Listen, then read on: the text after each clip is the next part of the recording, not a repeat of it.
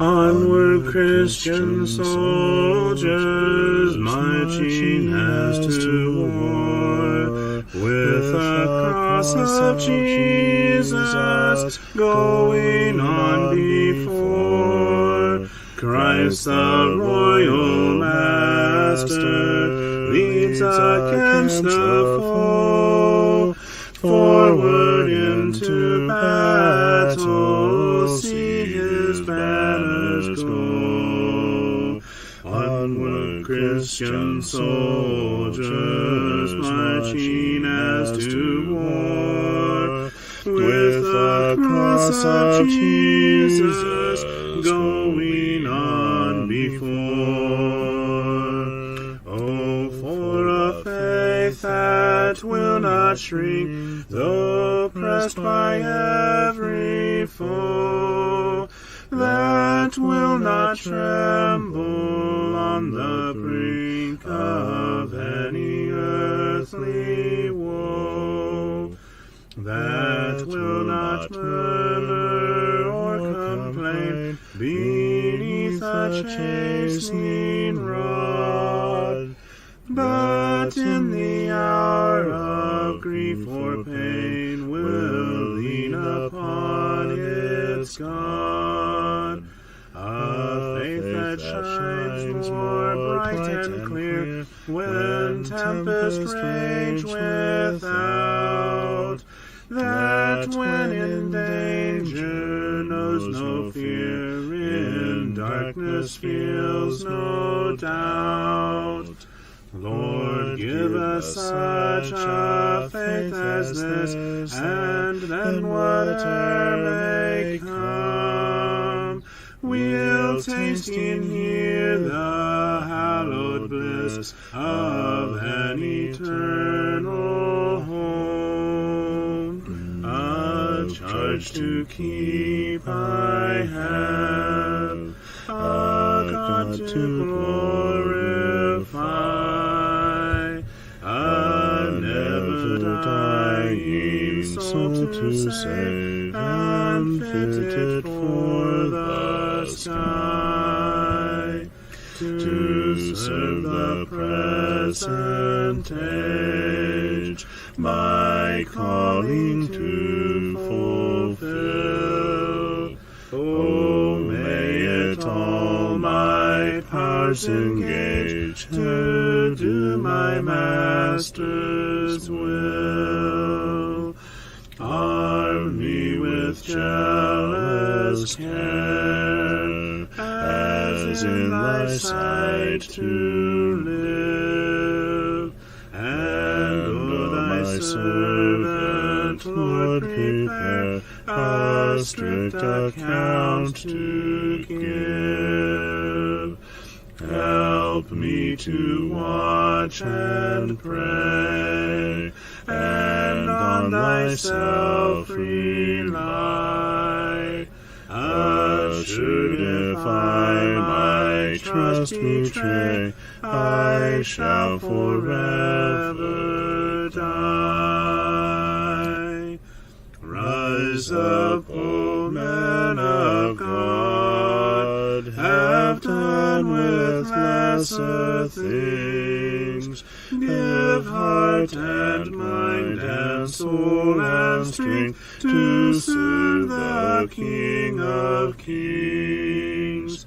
Rise up, O men of God, his kingdom tarries long. Bring in the day of brotherhood and end the night of wrong. Rise up, O men of God, the church for you doth wait. Her strength unequal to her task, rise up and make her great.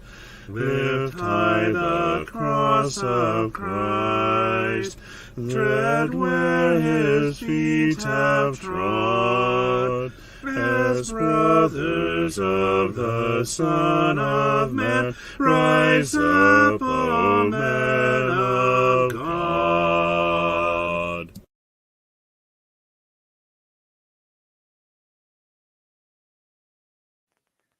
Good evening, let's testify the saints of professionalism and shenanigans. We are going to be in the book of Acts tonight. In Acts chapter 27, I will be by myself. Levi is not feeling well, and O'Shea is pooped again, so we're just gonna trudge along and continue and see how far we can get.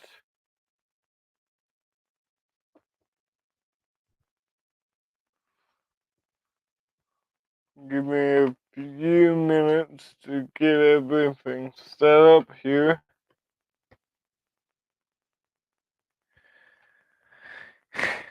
And oh, not that.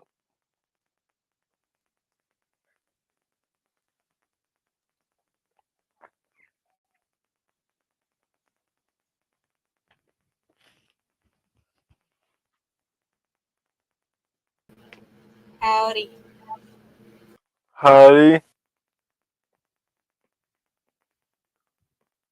I may or may not be joined by O'Shea, actually. I thought he said he was pooped. We'll see.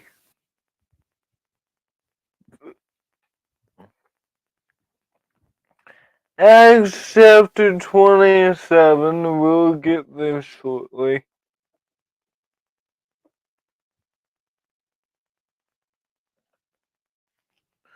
We are on a ship with Paul this week, like we have been.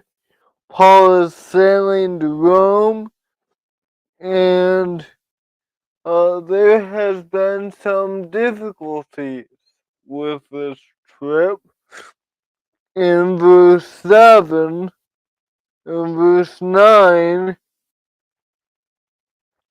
but when much time had been spent and sailing was now dangerous because the fast was already over, Paul advised them, saying, Men, I perceive that this voyage will end with disaster and much loss, not only for the cargo and the ship, but also for our lives. And so Paul gives this prophecy that this is not going to end well, but of course they don't listen and they trudge along anyway. And then they have them traveling uh to different places.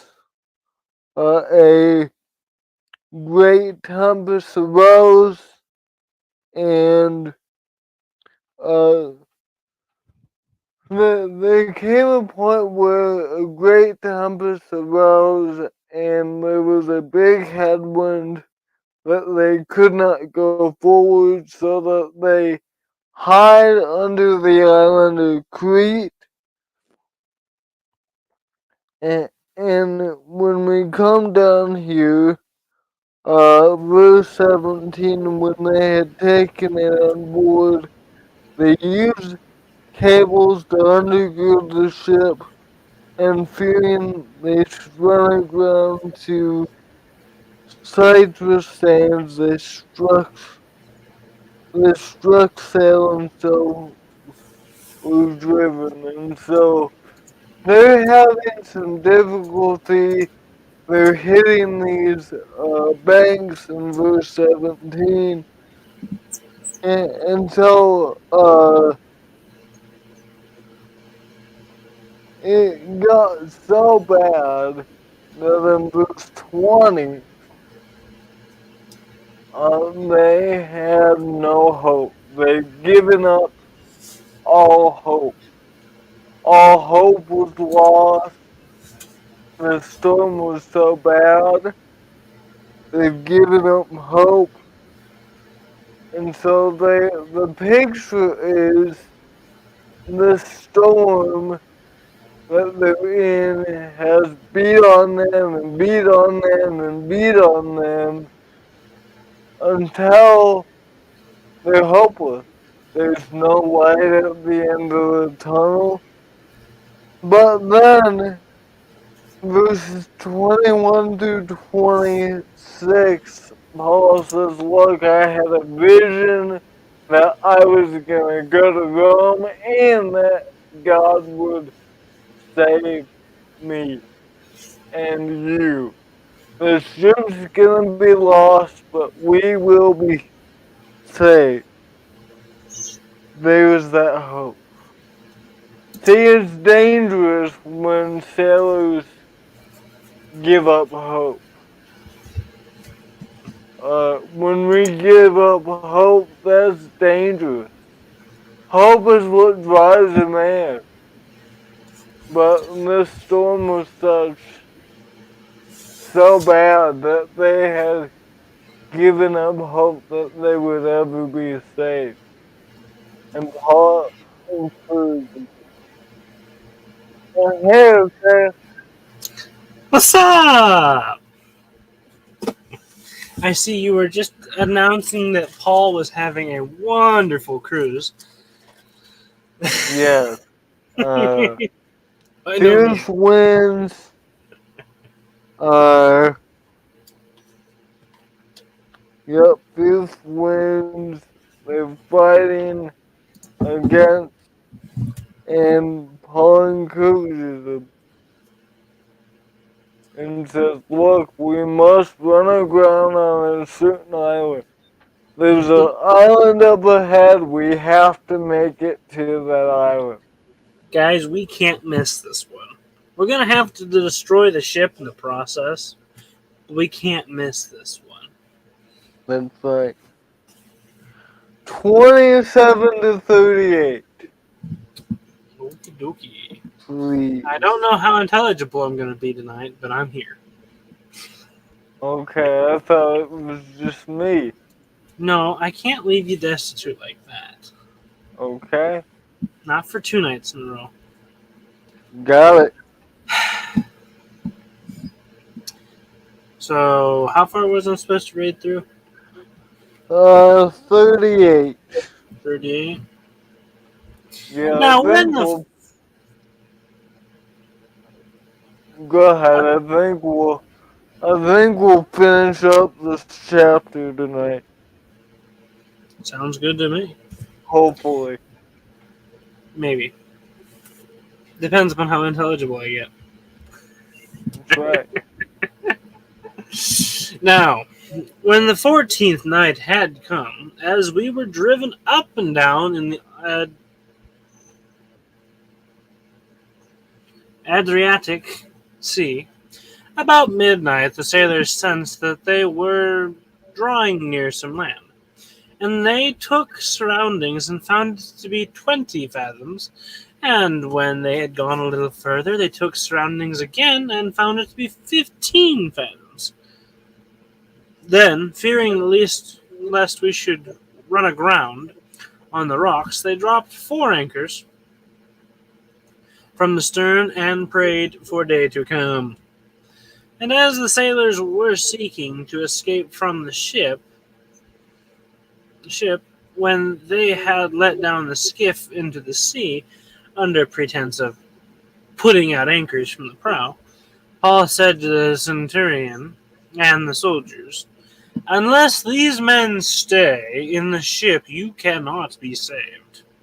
Then the soldiers cut away the ropes of the skiff and let it fall off. And as day was about to dawn, Paul implored them all to take food, saying, today is the 14th day you have waited and continued without food and eaten nothing. Therefore I urge you to take nourishment, for this is for your survival, since not a hair will fall from the head of any of you. And when he had said these things, he took bread and gave thanks to God in the presence of them all. And when he had broken it, he began to eat. Then they took Then they were all encouraged and also took food themselves. And in all were six or no were 276 persons on the ship. So when they had eaten enough, they lightened the ship and threw out the wheat into the sea. Alright, so verse 20 said they had given up hope. Verse 21 says they were abstaining from food. And by the time we get to verse 36, Paul is encouraging them to take heart and to eat something. And between here is something happened. And so if we go back to verse 27, it says, uh, now when the 14th night had come, 14 nights they were sailing. And it tells you how bad the storm was. This was not a 14-night exhibition. No. You, your, your mic is hissing. Uh, that's probably the fan over there. They seem to be doing Okay, that while listening to Dad during Genesis as well. okay. It hit and then it stopped. Did it stop? It's fainter now. Yeah, it's having mental issues. Well, that's But what. remember what? Oh, I'm talking to myself. So remember where they came from. They came. I still hear a little bit of hissing, but it's not overpowering. Hmm.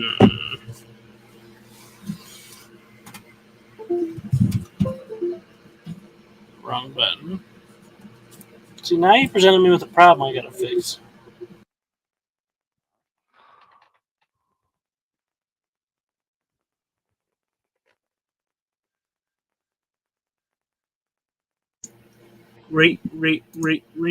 Recalibrating. Did that work? Oh, it's better.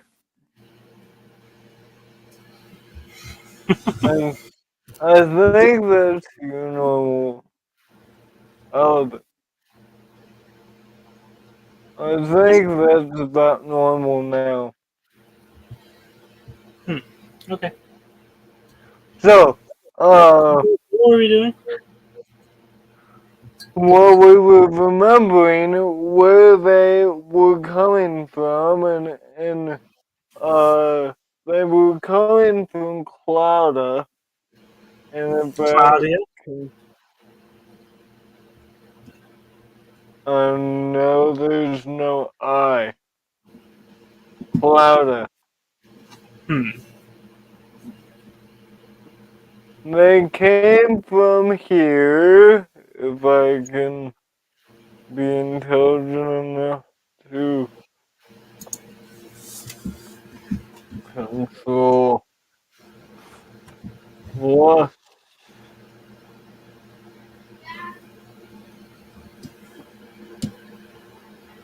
They came from Clouda, or Clouda, depending on what your version reads.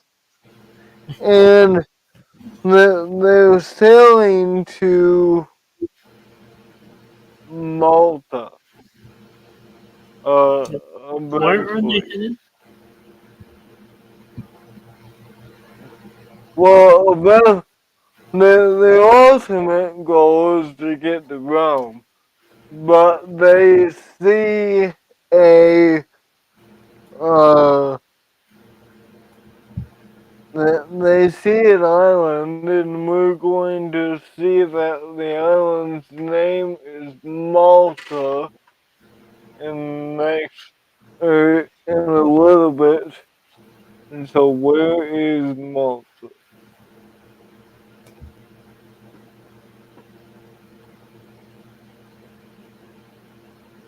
I need to.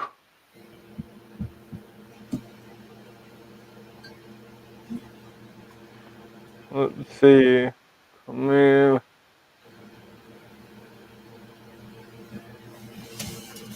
Does it not have Malta on this map? I see, Anyways, I see Myra. Myra, not Malta.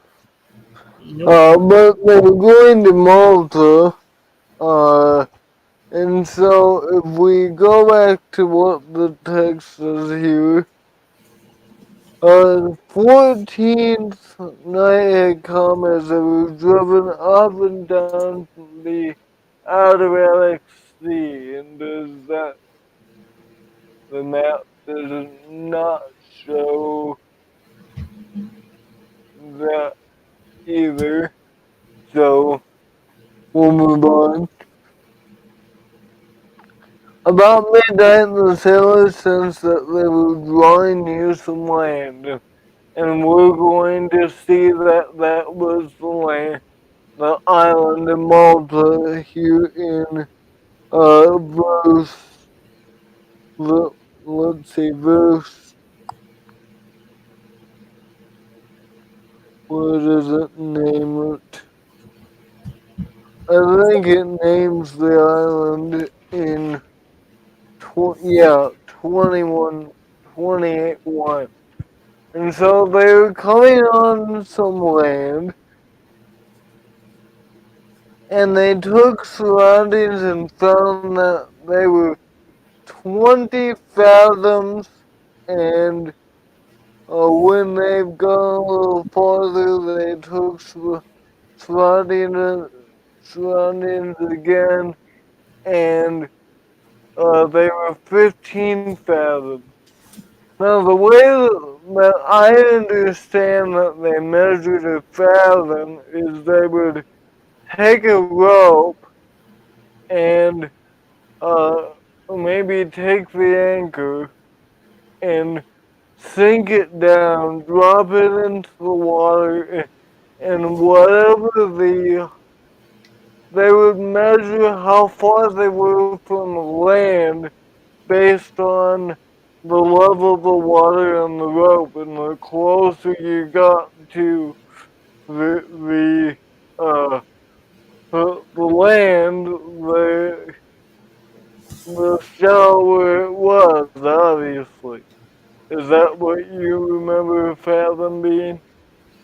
Something like that. Yeah.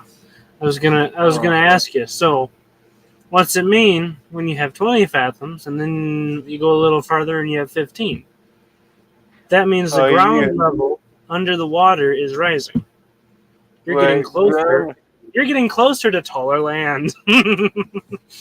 Wait, so they're getting closer and closer to land, and so close that they feel that they're going to run up into the bank in verse 29.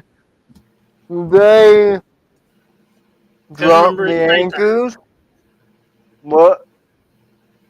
I was gonna say, and remember, it's nighttime. They can't see, so that's why they're really on edge. Right, This is the 14th night, so they're sailing blind right now. right. And so when they realize they are 15 fathoms away, they drop the anchors so that uh they don't uh they don't run into the rocks, and they prayed for day to come. Why? So that they could see what they were doing. Mhm. And so, We don't know what we're doing. right, we don't know what's down there. Uh, Right.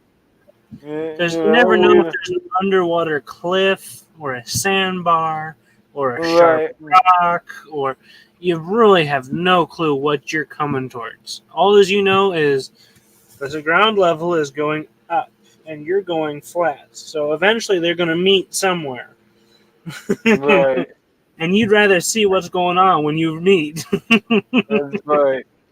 My dad has a boat, and boy, when he messes up his docking, when we come to a sandbank and we stop suddenly, you know we've hit the sandbank. You get a Yeah. ooh. It's a total alert. Imagine if it's rock, And you're in a but they wooden vessel. What happens right. when rock meets wood going at certain speed with certain force? It means wood gets smashed, which means water goes in Right. both, which means Remember, they're not coming to a sandbank. They're going to an island.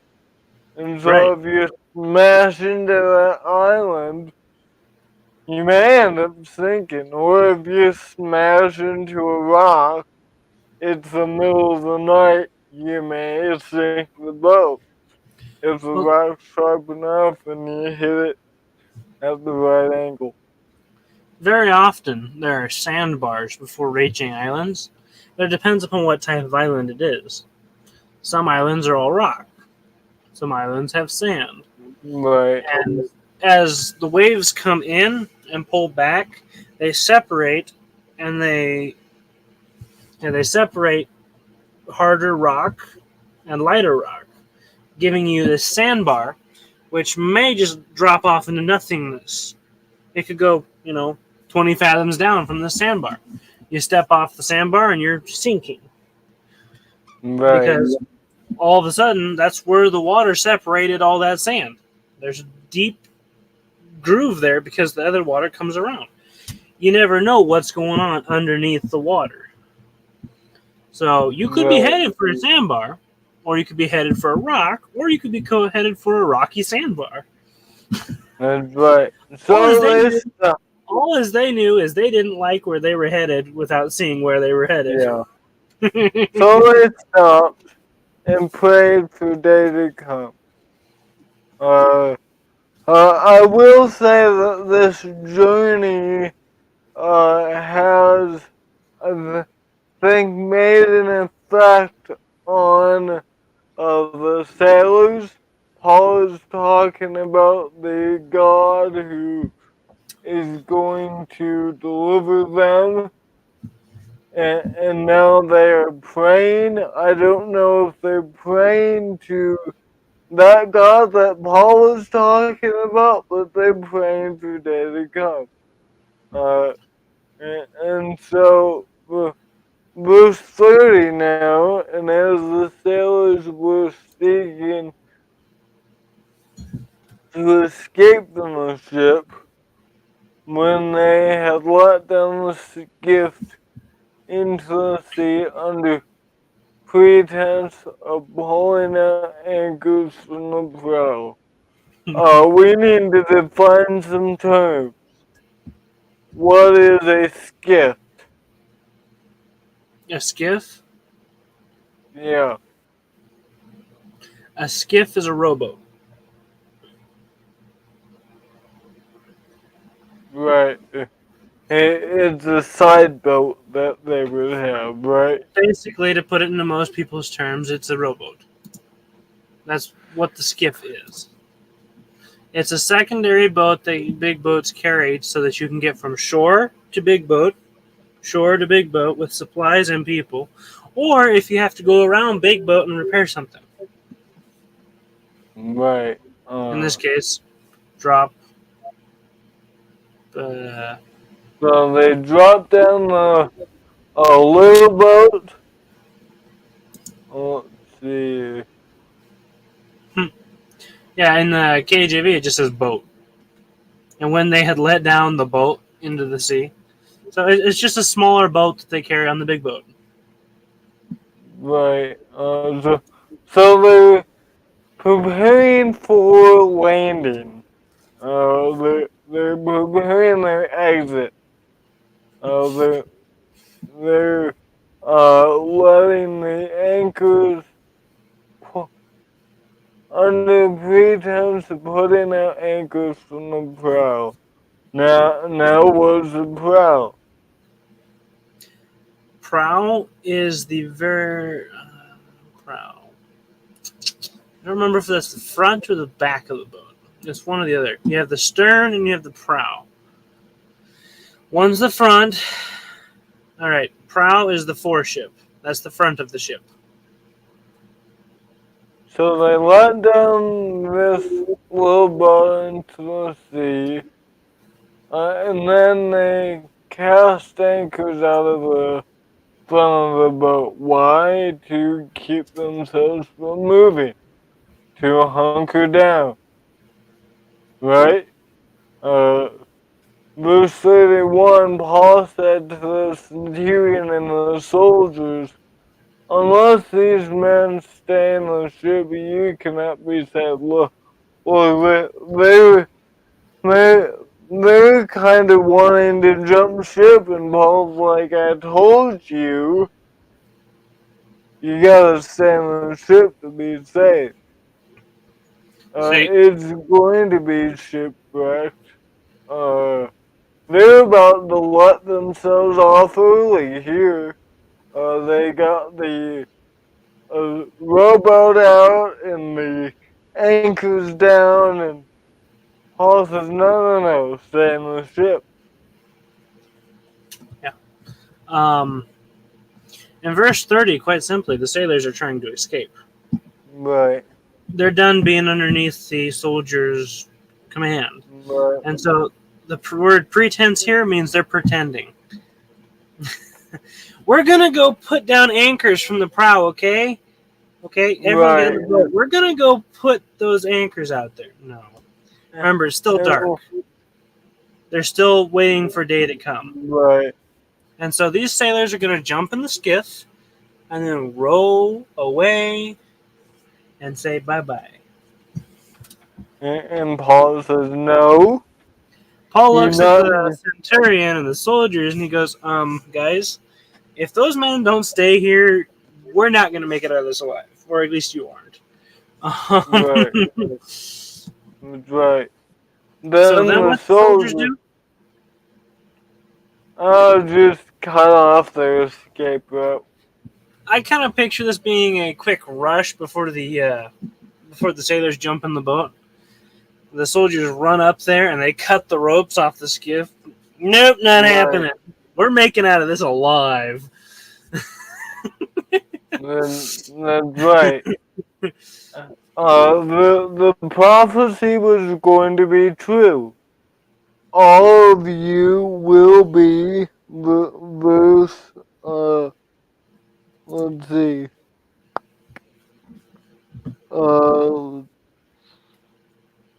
Verse 22. And now I urge you to take heart, for there will be no loss among you, but only on the ship. The ship's gonna be kablama. Mm-hmm.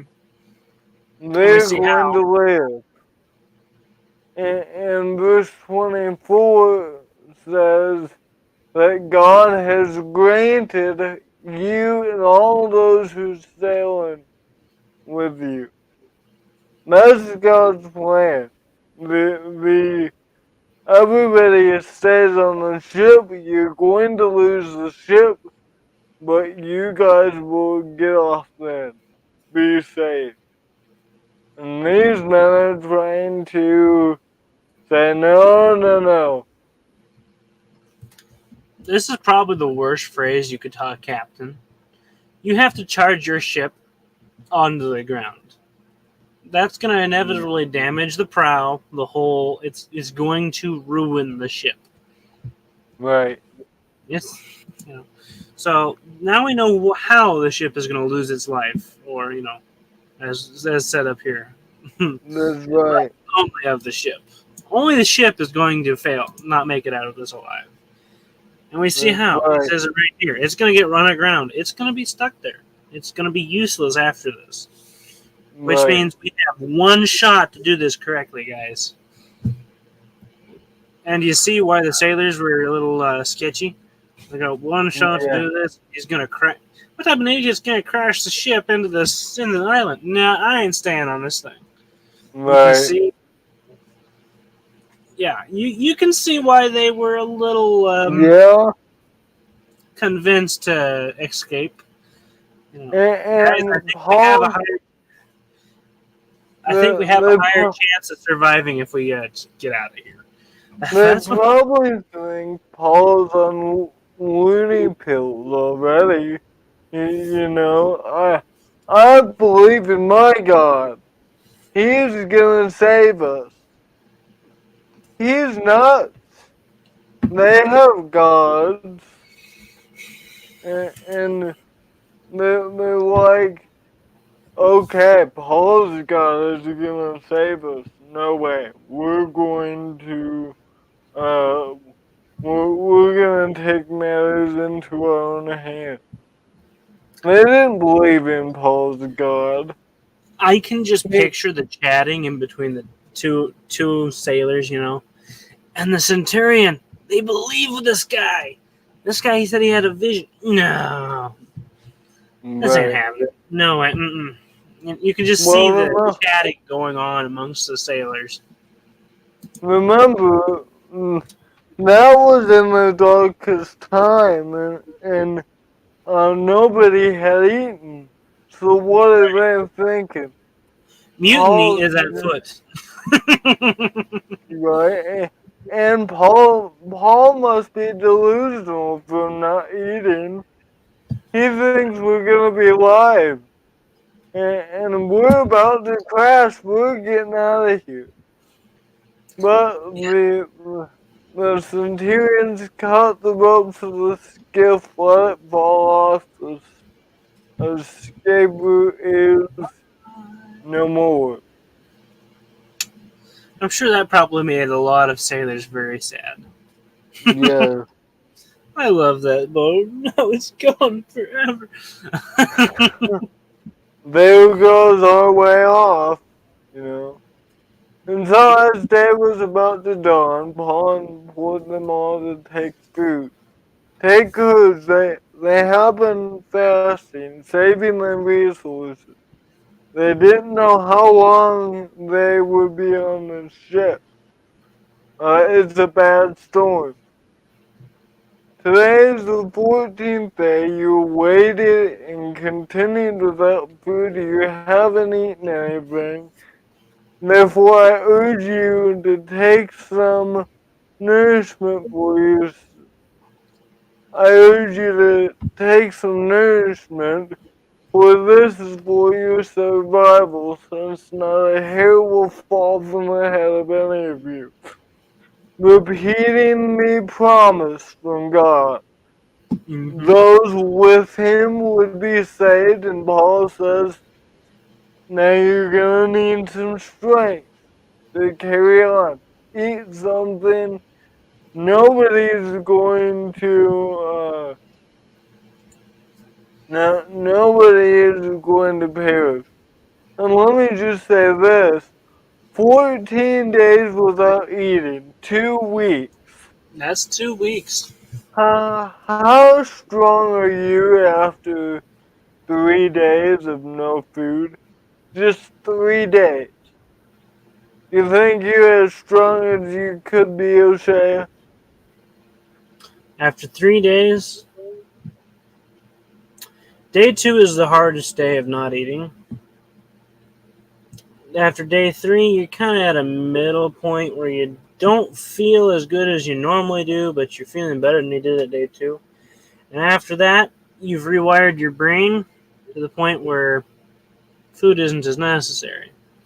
But that's for someone of my body size, with my caliber. I got plenty of food on me for my body to work through. These are sailors. They're probably skinny green beans as it is. Right. So 14 days of being a skinny green bean with no food that would make my brother Amos, who is a skinny green bean, very, very irritable and very, very weak. So he says, "Look, this is about to happen. We're going to be in uh, Malta. You're going to need strength for what comes next." And so, uh, he took bread and gave thanks to God in verse 34. God has been the focus on this trip. God, uh, Paul has used God to give the sailors hope, and now he thanks God for the food just like Jesus did. We're in verse 35. Uh, and so he's reminding them who's really going to be the savior here. It's God who's about to save them. Right. So you notice he's like, "All right, guys, you made it 14 days. That's good enough without eating food. Okay, I need you guys. I urge you to take nourishment. This is for your survival. It's not because you're hungry. It's not because you need to. It's not because you're weak-minded. It's because you need to survive. You know, Right, they're set in their mind. I'm gonna fast to show my dedication to my God, and He's gonna bring me through it. They're stubborn. I mean, that many years handling the sea, you're gonna be stubborn, and it's gonna work. No, He says, no, no, no, no. This is for your survival. right, You see how He's approaching this scenario? He's not. He's not going. You're weak. He's approaching. You guys need to eat to stay alive. right, You've done good so far, but you need to do better. right. Mm-hmm. Uh, you know, He says there's no it, need to worry. two, they were probably fasting to save resources. Uh, they're in the middle of the sea. They don't know how long it'll be there. You know, they've already lightened the load once back in verse. Let's see.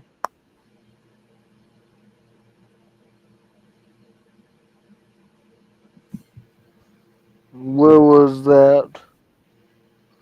Maybe they didn't lighten the load. But anyways, uh, they're about to lighten the load in verse 38. So when they had eaten enough, they lightened the ship and threw out the wheat into the sea. Why the wheat, O'Shea? What does wheat do? Well, he does all sorts of things. How about when water hits it? Expand. It expands. And so, if it expands, what does that mean? There's more weight in the bottom of the ship. What does that mean? You're more liable to sink.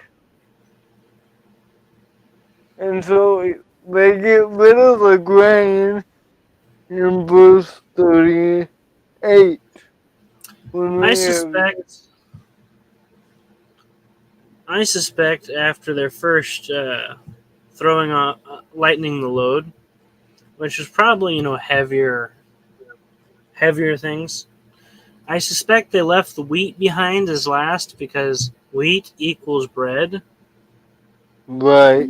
You can make dough with wheat, but Well, oh, um, there we go. Verse 19, they uh, already threw the ship's tackle overboard. Uh, which would be their ship supplies, basically. I said, yeah, they threw over the fishing stuff. Uh, Right. but, so, Yeah, sure. Okay. so they're getting ready to, crash into Malta, basically. And they have already threw the ship's supplies overboard, and now they're through. They've eaten enough, and and they're ready to furniture. Now you see why I was giggling. Equipment or furnitures or Right. utensils. The ship's equipment they got rid of first, and now they're getting rid of the grain. They want to be as light as possible, And and hello, Sam. so the hello Sam. So I was gonna say, you know what a that tackle box is, right? well, I know what it is in terms of fishing. Yeah, a tackle box. That's the box you bring with you when you go fishing that has the bobbers and the string, the weights, and the Right. bait. That's a tackle box, which basically means a supply box. So they In, threw in over the seafaring, in seafaring terms, tackle basically means supply or equipment, like it said, right or utensils. You know, the so ship's we just call it a supply. tackle box because we're English. That's right. So anything else for verse 38? I think if you got nothing else, I think we're ready for 39 to 44. Hang on. Let me see if I had something.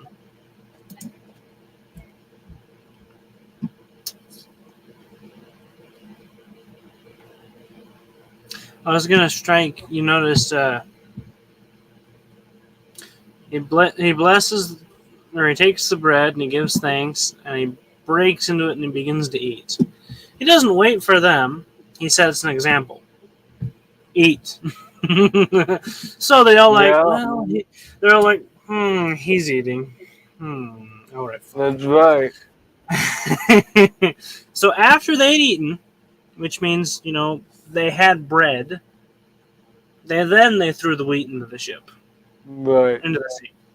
So they were figuring this is the last meal we're gonna get on this boat, That's and we right. have the last stretch to go. And you know what happens when you make a ship lighter, right? You go faster. Well, there's that, and it doesn't sit as low in the water.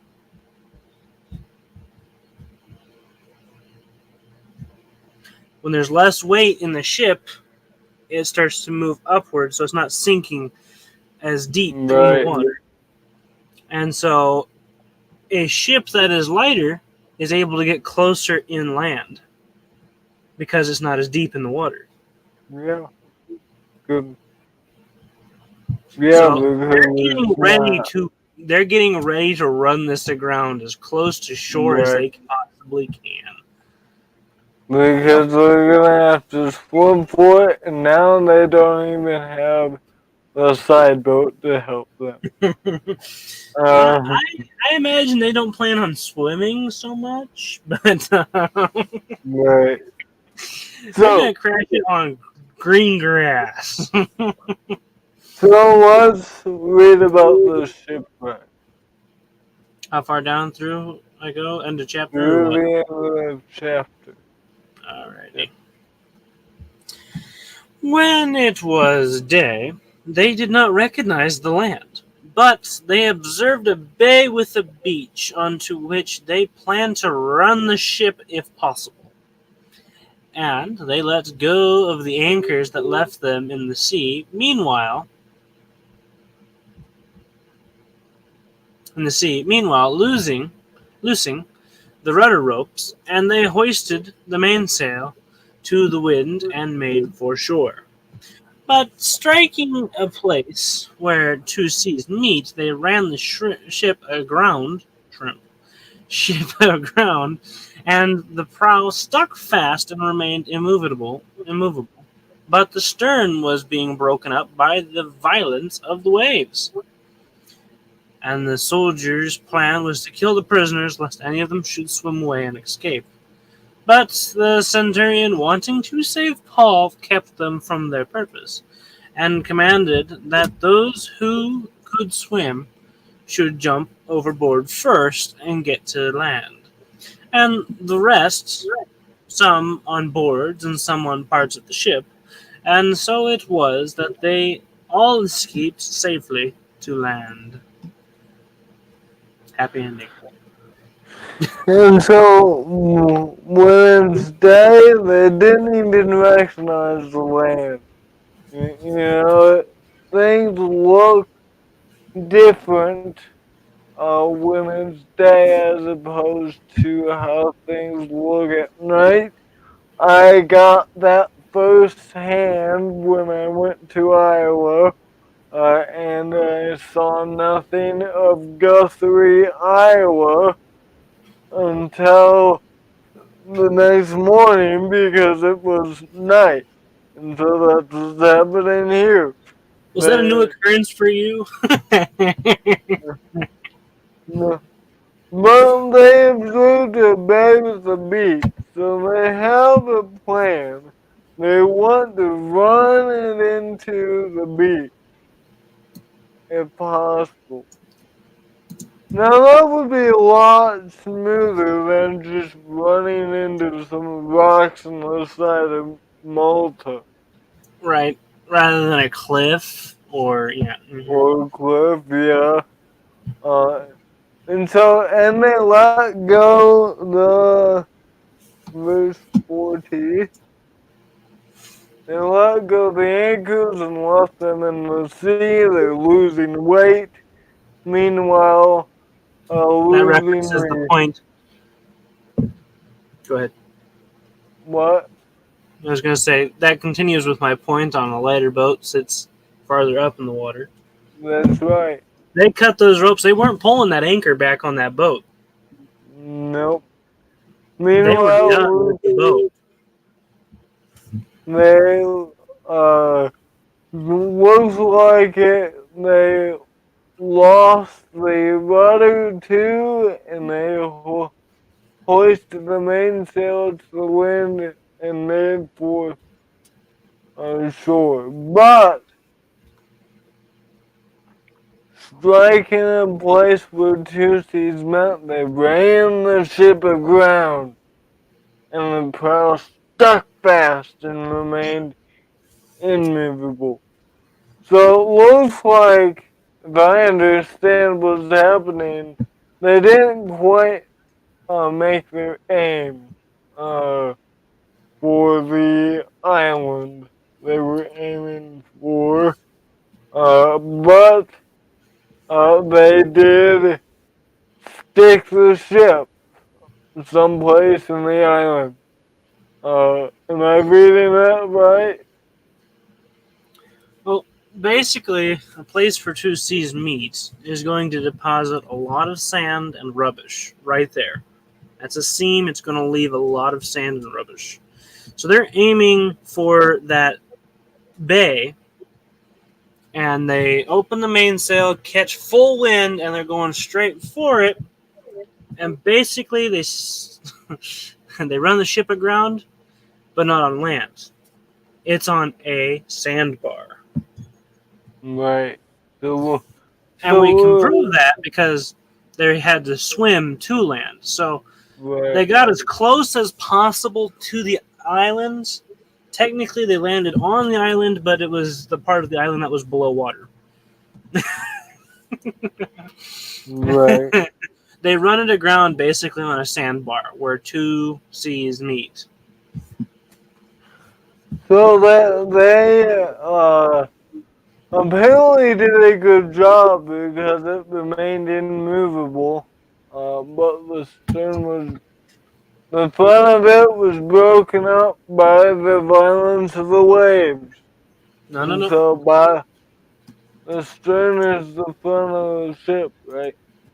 I think that's the prow. Let me look before I insert tongue or insert foot. Foot. Okay, the forepart stuck fast. The hinder part was broken. Yeah. Okay. Prow Oh, is front. right. Prow is front. You can think of it Got it. as it's plowing through water. The prow plows. So the back of it got stuck No, no, and no, no, no. The front got stuck, and the back end is sticking out into the waves. and base. So the front got stuck and the back is destroyed by the wave. Basically, the sandbar is holding the front of the ship steady just so the sea can slam the back half and break it. Right. And And so, so literally, the ship is falling apart in yeah. this process. See, And the the violence soul of the waves. This was right. not calm sea. And the soldiers uh the soldiers were planning to kill the prisoners lest any of them should swim away and escape. Remember, these are prisoners with Paul. And so they were being transferred to go to some prison we don't know about. And so it's the Roman guard's job to uh, keep them from escaping. And so if they went for the water, they were gonna kill them. But the centurions wants to save Paul and keep them from killing Paul, who also needs to get off, and commanded them that they should tell them from their purpose, and commanded that those who could swim get off first and get to the land, and the rest will come on later. So everybody got to the land safely. And The so soldiers. Go ahead. the soldiers wanted to kill any prisoner that escaped, possibly that swam in the other direction or swam faster than the soldiers and just ran off on the island. But the centurion knew that they had to swim, and so the centurion said no, let them swim because they feared for Paul's life. The soldiers were not preparing to kill them if they escaped. The soldiers were going to kill them before they could escape, lest any of them should swim away and escape. They were just getting ready to lay sword to throat. Their plan was to kill Yeah, the prisoners, lest any of them should swim away and escape. yeah, And but so they've already purposed to do this. They're already set on they're about ready to kill these guys. Centurion goes, no, no, no, no, no, no, no. Save Paul. Because Paul's a prisoner. And the Centurion really likes Paul. Really helpful guy to have on hand, as the Centurion realized. And so, see, if the soldiers were going to kill the prisoners if they escaped, the Centurion wouldn't have been worried because he knows Paul's not going to try to escape. right, Paul's not going to try to. These guys, they were going to but kill all of the prisoners regardless. yeah, they kind of want. Thanks for that catch, Shay.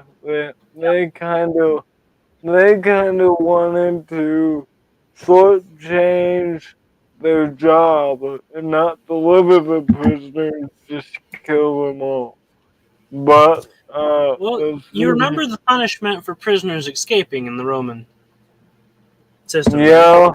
yeah, they would be killed, and so they're quite literally trying to save their lives So by by killing killing them. them instead of letting them escape, they're saving their own lives. Because if they did let the prisoners escape and they managed to survive this whole ordeal, they would be dishonored and then killed. Pretty much in that order. Right, But if they said no, we killed them all covered, none of them made it. The Roman Empire would be well, at least they're dead. And so they're just gonna bypass the whole problem before it even has a chance to grow. They're gonna nip this right, in the bud. Centurion, on the other hand, says no, and he only did it for the sake of Paul too, wanting to yeah, save Paul. So only because Paul was there were all those prisoners' lives saved. right. He didn't go, And okay, thus, those guys, but not this one. No, he just saved them all. thus fulfilling the prophecies spoken in verse 22, that Mm-hmm. no lives would be lost. And that is Acts 27. We're Just going one to get more them. thing. Go ahead. Just, I just said, one more thing. All right, you go I, ahead. I said, we're going to get the name of this island in chapter 28. Good. But you know why he let the ones that could swim go first, right?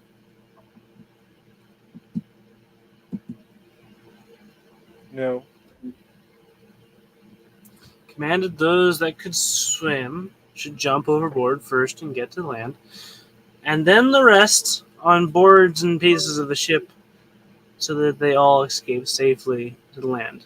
All right, you can swim. You don't need to grab these boards. The boards are for the guys who can't swim. He was pretty much making sure the people who could swim made it there, and the people who couldn't, they had enough pieces of board to float on. Because Right. only so much of the ship is broken up, That's you know. right. So maybe not an important detail, but it's kind of one to ponder nonetheless.